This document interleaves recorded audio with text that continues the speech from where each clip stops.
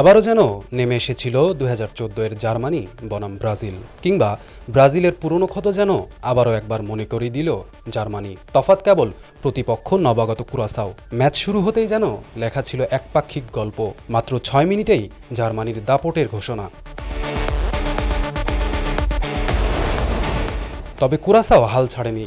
21 মিনিটে ইতিহাসে নিজেদের প্রথম বিশ্বকাপ গোল তুলে ধরে তারা। বক্সের ভেতর থেকে নেওয়া শটে থমকে যায় জার্মান ডিফেন্স। স্টেডিয়ামে মুহূর্তেই তৈরি হয় বিস্ময়।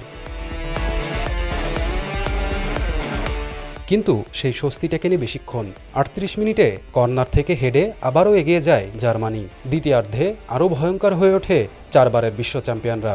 মুসিয়ালা, ব্রাউন ও উন্দাভের একের পর এক গোল। স্কোরলাইন দাঁড়ায় 6-1। দর্শকরা যেন হিসাব মিলিয়ে ফেলছিলেন, আবারও কি সেই ইতিহাস? শেষ আঘাতটা আসে হাভার্টজের দ্বিতীয় গোলে।